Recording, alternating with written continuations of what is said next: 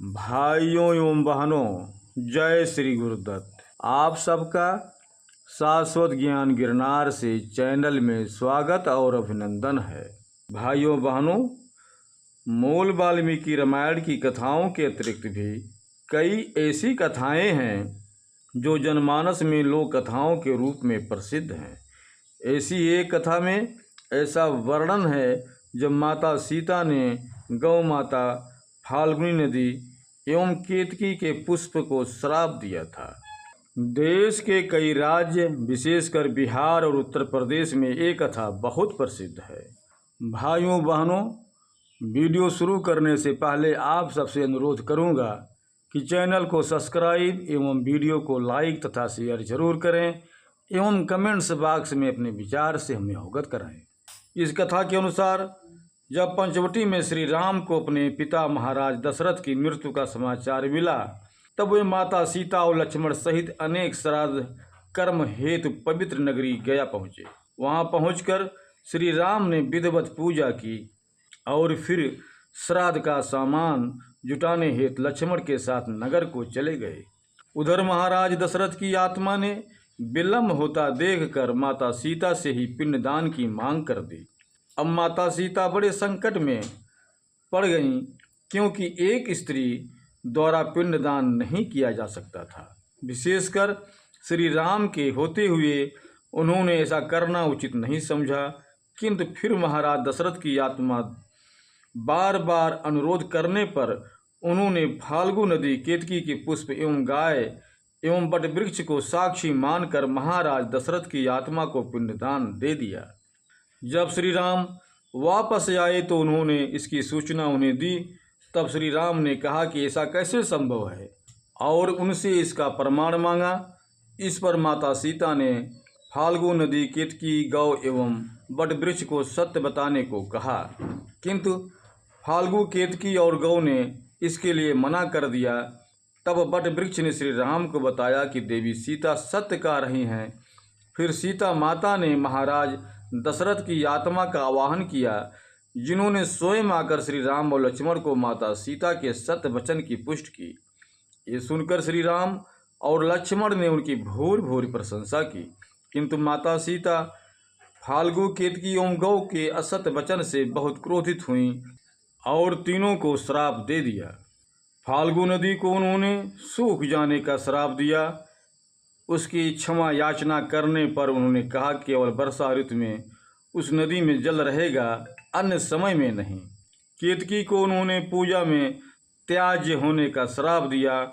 उसके क्षमा याचना करने पर माता सीता ने कहा कि अन्य देवताओं की पूजा में तो उन्हें चढ़ाया जाएगा, किंतु भगवान शंकर की पूजा में वो वर्जित होगा। केतकी को भगवान शंकर की पूजा में न चढ़ाने की एक और कथा भी है, जिसे आप जानते होंगे। गौ माता को उन्होंने श्राप दिया कि जिस मुख से उन्होंने असत्य भाषण किया है वो मुख अपवित्र माना जाएगा और उसकी कभी पूजा नहीं की जाएगी। उनके क्षमा याचना करने पर उन्होंने कहा कि ऐसा होने पर भी गौ माता का जो महत्व है वो और भी बढ़ जाएगा। अंत में उन्होंने बट वृक्ष को ये वरदान दिया कि वो लंबी आयु तक जिएगा और सदैव पवित्र माना जाएगा।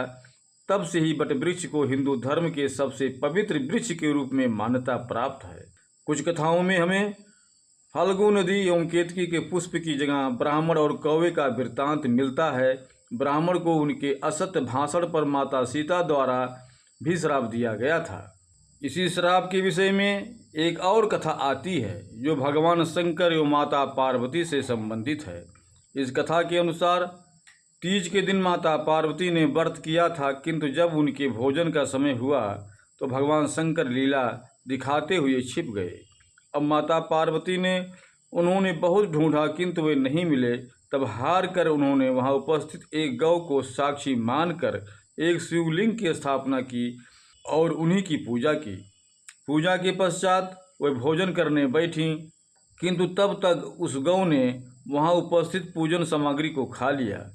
उधर जैसे ही माता पार्वती ने भोजन आरंभ किया, भगवान शंकर प्रकट हुए और दिखावटी रुष्ट होते हुए उनसे कहा कि आज तीज का दिन उन्होंने उनके बिना कैसे भोजन कर लिया। तब माता पार्वती ने कहा कि उन्होंने उनकी पूजा की है। इस पर महादेव ने कहा कि उन्हें तो कोई पूजा सामग्री नहीं दिख रही। तब माता पार्वती ने उस गौ से सत्य बताने को कहा, किंतु उसने ना में सर हिला दिया। तब महादेव ने हंसते हुए कहा कि वे तो बस ठिठोली कर रहे थे, उन्हें सत्य का ज्ञान है। ये कहकर वे माता पार्वती सहित वहाँ से जाने लगे। किंतु माता गौ के असत्य भाषण से अत्यंत क्रुद्ध हुई और उन्होंने उन्हें श्राप दे दिया कि आज से उन्होंने जूठन खाकर ही जीवित रहना होगा। तब स्वयं उन्हें अपने श्राप पर क्षोभ हुआ, तो उन्होंने पुनः गौ माता को आशीर्वाद दिया कि वे दिव्य जन्मा हैं और उनके सभी गुण यथावत ही बने रहेंगे। माता पार्वती और माता सीता की ये कथा हमें शिक्षा देती है कि असत्य भाषण के कितने भयंकर परिणाम हो सकते हैं। आप में चाहे कितने ही दिव्य गुण क्यों न हो, असत्य भाषण का दुष्परिणाम हमें उठाना ही पड़ेगा। भाइयों बहनों, हम अपने शब्दों को यहीं पर विराम देता हूँ। पुनः मिलेंगे अगले वीडियो में। जय श्री गुरुदत्त, जय श्री गुरुदत्त।